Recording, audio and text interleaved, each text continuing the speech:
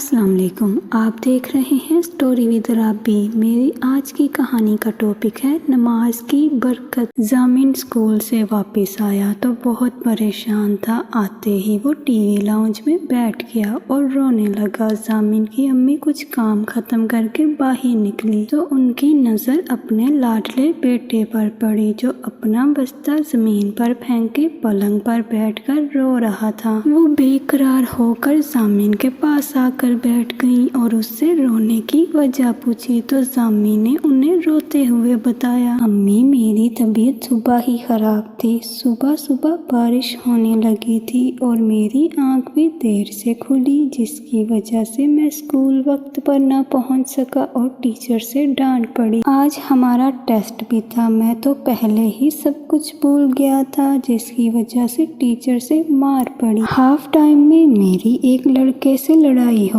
گئی، میں نے اسے مارا اور اس نے بھی مجھے مارا۔ پھر یہ ہوا کہ اسکول سے واپسی پر کچھ شرارتی لڑکوں نے مجھے دھکا دیا جس کی وجہ سے میرا پاؤں کچرے سے بڑے گڑھے میں چلا گیا اور میرا جوتا گندا ہو گیا۔ یہ کہتے ہوئے ضامن نے اپنے جوتے کی طرف اشارہ کیا اور پھر بولا، امی صبح سے میرے سارے ہی کام الٹے ہو گئے۔ امی نے کچھ دیر تک ضامن کو غور سے دیکھا اور پھر پیار سے بولی، بیٹا کیا آپ نے آج فجر کی نماز سے دن کا آغاز کیا تھا؟ یہ سوال سن کر وہ شرمندہ ہو گیا۔ امی اسے سمجھاتے ہوئے بولی، اللہ نے ہم پر 5 وقت کی نمازیں فرض کی ہیں جو ہماری بے چینی کو سکون میں بدل دیتی ہیں اور جنت میں داخل ہونے کا ذریعہ بھی ہے۔ اگر آپ فجر کی نماز سے اپنی صبح کا آغاز کرتے ہیں تو اللہ آپ سے خوش بھی ہوتا اور آپ کی حفاظت اپنے ذمہ لیتا۔ اس لیے بیٹا اپنے آپ کو نماز کا پابند کر لو۔ امی کا اتنا کہنا ہی کافی تھا۔ وہ اٹھ کر